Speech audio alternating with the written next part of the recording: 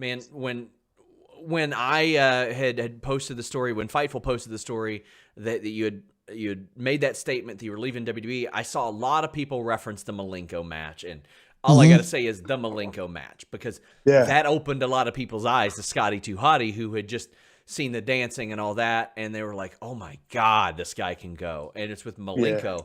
Did you know, like, in that moment that like something special was happening? Because you all. I remember specifically, there was like this white hot streak because there was a 10-man tag in, I think it was a February Raw that nobody talks about anymore. And it was unbelievable. And then you have this match at Backlash. Like, did you know as that match was going on, like, this is something special?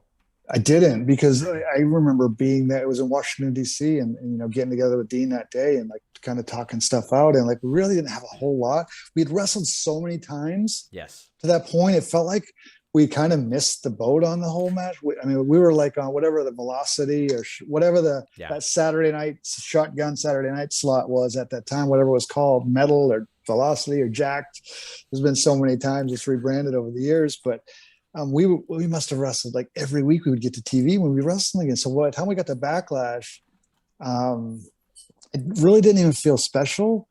But like you said, 20 years later, that's the match that everybody talks about. And the finish that everybody talks about was that DDT off the top. Like, I dodged a bullet, man. I dodged a bullet that day. Like, I was lucky. So ahead of that, like, and you all are like, okay, top rope DDT, that's how we're going to go.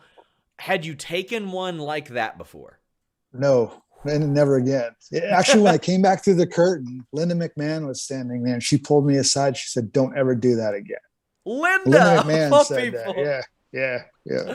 I love that. Yeah, that was sick. Like, seriously, I feel like I dodged a bullet, because if you look at that, like, there's no way I didn't break my neck.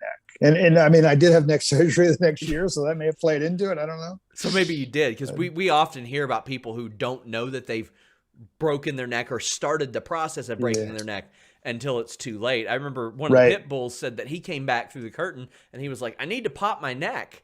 And then they're like, "You broke your neck, buddy." Yeah. Crazy, right? My God. Yeah, but it was a cool match. So Dean and I were like, I think it was just a perfect combination. And I think it sums up pro wrestling, right? If you had Dean Malenko versus Dean Malenko, it's okay. If you have Scotty 2 Hotty versus Scotty 2 Hotty, but when you take black against white and two different things, that's where the interest comes to me. And that's part of the art of, like, and I think as we grew up, you see all of these larger than life characters who I want to see this guy wrestle that guy. And like, that's what makes it fun. But when everything becomes one way, styles make fights.